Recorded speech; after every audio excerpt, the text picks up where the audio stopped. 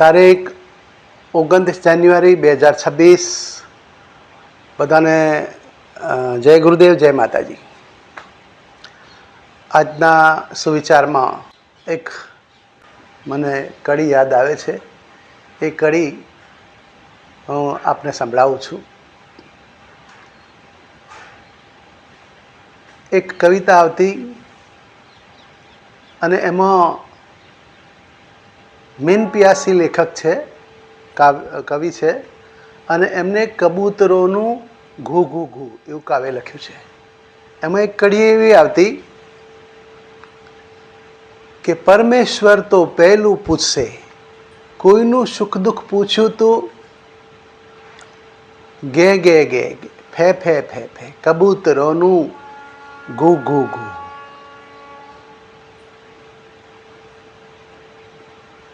આ કડી મને બહુ જ સરસ લાગી. આપણને ભગવાને અમૂલ્ય માનવ શરીર અને માનવ જિંદગી આપી છે, અને એમાં જો આપણે પશુ જેવું જીવન જીવીએ તો આપણું જીવન પશુઓની હરોળમાં થઈ જાય છે. એના કરતાં કંઈક વિશેષ આપણું હોવું જોઈએ. આપણી ભાવનાઓ, આપણી લાગણીઓ, આપણા વિચાર, આપણા કાર્યોમાં ઉત્કૃષ્ટતા, સારાપણોનો વિકાસ થવો જોઈએ. જ્યારે મોકો મળે ત્યારે, અથવા તો તમારી નજરે જુઓ, કાને સાંભળો, ત્યારે કોઈનું દુઃખી ભાળીને એનું દુઃખ દૂર કરવા માટે બનતા પ્રયત્નો કરવા. કોઈનું આંસુ લૂછ્યું તો મદદ કરવા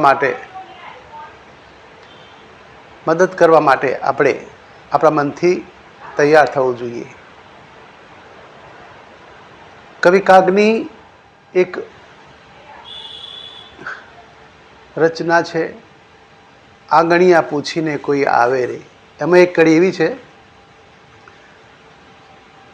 હે જી તારી દિવાસની હે પાસે રે દુખિયા આવે રે, આવકારો મીઠો આપજે હોજી. કાગયને પાણી પાજે, સાથે બેસી ખાજે રે, એજી એને માથું રે હલાવી હોંકારો દેજે રે, આવકારો મીઠો આપજે. વાત એની સાંભળીને આડું નવ જોજે રે,